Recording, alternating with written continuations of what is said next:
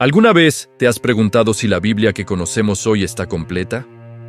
¿Qué pasaría si te dijera que existen docenas de textos, evangelios y cartas que alguna vez fueron considerados sagrados, pero que por alguna razón no llegaron a la versión final? Hoy vamos a abrir un cofre lleno de misterios y a desempolvar las historias que el tiempo ocultó.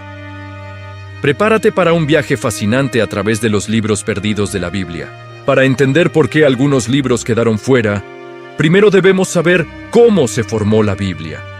No fue un solo libro caído del cielo. Fue un proceso largo, que duró siglos, en el que comunidades de creyentes y líderes religiosos debatieron intensamente qué textos reflejaban verdaderamente su fe. A este proceso se le llama canonización, y es la clave de todo. En los primeros siglos del cristianismo, circulaban muchísimos escritos. Estaban los que hoy conocemos, como los evangelios de Mateo, Marcos, Lucas y Juan. Pero también había otros, como el evangelio de Tomás, el de María Magdalena o el de Felipe. Cada uno ofrecía una perspectiva única sobre la vida y las enseñanzas de Jesús. El problema era que algunos de estos textos presentaban ideas que chocaban con las creencias que se estaban consolidando en la iglesia primitiva. Por ejemplo, el Evangelio de Tomás no narra la vida de Jesús como una historia, sino que es una colección de 114 dichos atribuidos a él. Algunos son similares a los que encontramos en la Biblia, pero otros son mucho más enigmáticos y con un fuerte sabor a gnosticismo. El gnosticismo era una corriente de pensamiento que creía que la salvación se alcanzaba a través de un conocimiento secreto y espiritual, no solo por la fe.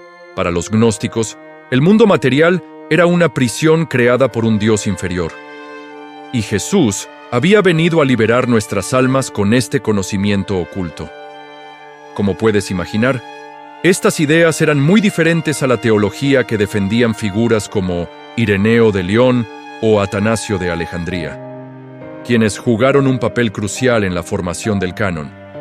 Luego tenemos el Evangelio de María Magdalena. Este texto, descubierto a finales del siglo XIX, presenta a María no solo como una seguidora, sino como una apóstol líder, a quien Jesús le confió enseñanzas secretas que no reveló a los apóstoles masculinos. En el texto, Pedro se muestra celoso y escéptico ante la autoridad de María. Este evangelio desafiaba directamente la estructura patriarcal que se estaba estableciendo en la iglesia. Su exclusión pudo haber sido tanto por razones teológicas como por cuestiones de poder y jerarquía. Pero no solo eran evangelios, también existían apocalipsis, cartas y libros de historia que quedaron fuera. El libro de Enoc es uno de los más famosos y fascinantes. Es un texto larguísimo, citado incluso en la carta de Judas, que sí está en la Biblia. Narra la historia de Enoc, el bisabuelo de Noé, quien es llevado a los cielos y recibe revelaciones sobre los ángeles caídos, los gigantes, el origen del mal y el juicio final. Es una obra épica, llena de cosmología y visiones espectaculares. ¿Por qué no se incluyó? Probablemente por su contenido tan fantástico y sus detalles sobre ángeles y demonios que se alejaban de la teología más aceptada. A pesar de ello, la Iglesia Ortodoxa Etíope sí lo considera parte de su canon bíblico, lo que nos demuestra que no hubo una única decisión universal. Otro ejemplo es El Pastor de Hermas, un libro muy popular entre los cristianos de los siglos II y III. Es una serie de visiones y parábolas sobre el arrepentimiento y la vida moral. Durante un tiempo, muchos lo consideraron escritura. Sin embargo, con el tiempo se decidió que, aunque era un libro valioso para la enseñanza, no tenía la misma autoridad apostólica que los textos que finalmente formaron el Nuevo Testamento. Fue una cuestión de categorías. Algunos libros eran inspirados y otros simplemente edificantes. Entonces, ¿quién tomó la decisión final? No fue una sola persona ni un solo concilio. Fue un consenso que se fue construyendo lentamente. El concilio de la Odisea en el año 363, el concilio de Hipona en el 393 y el de Cartago en el 397. Fueron reuniones clave donde se publicaron listas de libros aceptados muy similares a la Biblia que tenemos hoy. Buscaban textos que tuvieran origen apostólico, es decir, que hubieran sido escritos por los apóstoles o sus discípulos directos, que fueran aceptados por la mayoría de las iglesias, y que su contenido fuera coherente con la tradición de fe que se había transmitido. Estos libros perdidos no fueron necesariamente destruidos en una gran conspiración, aunque algunos sí fueron suprimidos activamente. Muchos simplemente cayeron en desuso. Eran menos copiados, menos leídos, y con el tiempo se perdieron.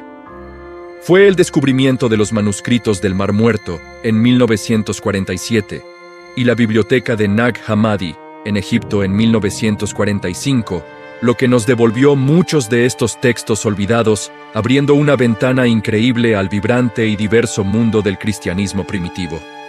Estos textos nos muestran que no había una única forma de ser cristiano en los primeros siglos.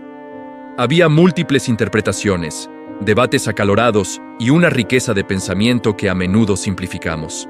Por ejemplo, el protoevangelio de Santiago nos cuenta detalles sobre la infancia de la Virgen María y el nacimiento de Jesús, que no están en la Biblia, pero que han influenciado profundamente el arte y la tradición cristiana, como la idea de que Jesús nació en una cueva.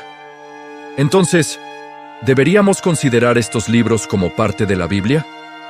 Esa es una pregunta de fe personal y de tradición teológica. Desde una perspectiva histórica, son documentos de un valor incalculable. Nos ayudan a reconstruir el rompecabezas del pasado, a entender las luchas y las creencias de las primeras comunidades cristianas. No son necesariamente la verdad oculta que una conspiración nos quiso negar, sino más bien las ramas de un árbol que creció en muchas direcciones antes de que su tronco principal se definiera. Explorar los libros perdidos de la Biblia no debilita la fe. Al contrario, puede enriquecerla. Nos obliga a pensar, a cuestionar y a maravillarnos ante la complejidad de la historia humana y la búsqueda espiritual.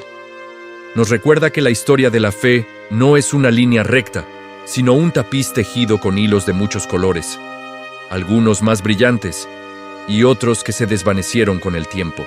Estas historias, que una vez fueron susurradas en comunidades de creyentes, nos invitan a mirar más allá de lo establecido y a descubrir las fascinantes narrativas que quedaron en los márgenes de la historia. Son un testimonio de la increíble diversidad del pensamiento humano en su intento por comprender lo divino. Espero que este viaje te haya parecido tan apasionante como a mí. La historia está llena de secretos, esperando ser descubiertos.